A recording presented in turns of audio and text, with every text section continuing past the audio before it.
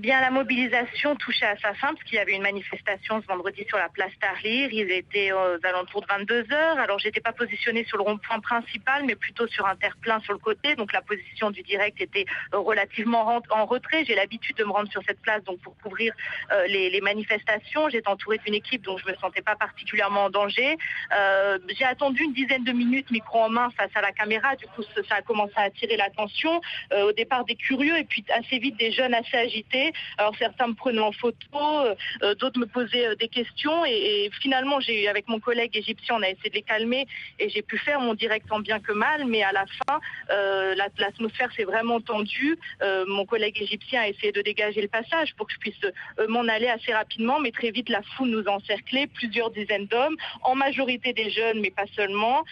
Donc les attouchements ont commencé, je me suis agrippée à mon collègue qui essayait de me rassurer et qui a maintenu mon attention pour qu'on puisse au plus vite se dégager de cette foule, mais elle est devenue de plus en plus nombreuse, avec certains qui voulaient, des hommes qui voulaient nous porter secours, mais dans ces situations, ce qui est très déroutant, c'est qu'on ne sait plus vraiment qui croire, à qui faire confiance et qui suivre. À un moment, il y a même des hommes qui nous ont dit de rentrer dans un van pour nous protéger, mais on ne savait pas si c'était un piège. Du coup, on a réussi tant bien que mal, au bout de longues minutes, à atteindre un fast-food de la place pour s'y réfugier. Les serveurs nous ont vus arriver, donc ils nous ont aidés à rentrer et ont tout de suite baissé le rideau. Alors il y avait des dizaines d'hommes qui étaient encore à l'extérieur, qui frappaient sur les portes du restaurant.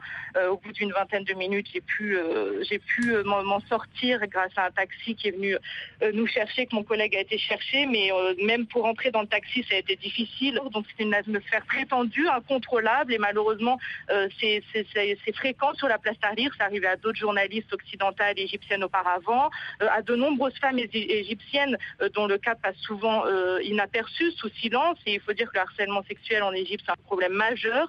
Plus de 90% des femmes disent en avoir été victimes, alors à des degrés différents. Il y a eu également plusieurs initiatives de femmes, notamment par le biais d'Internet, pour essayer d'y mettre fin, de mettre vraiment en lumière ce problème. Récemment, il y a eu plusieurs manifestations et les femmes égyptiennes en font une priorité et elles attendent vraiment aujourd'hui que le gouvernement prenne ce problème très au sérieux, un problème qui est presque devenu, on peut le dire, un fléau en Égypte.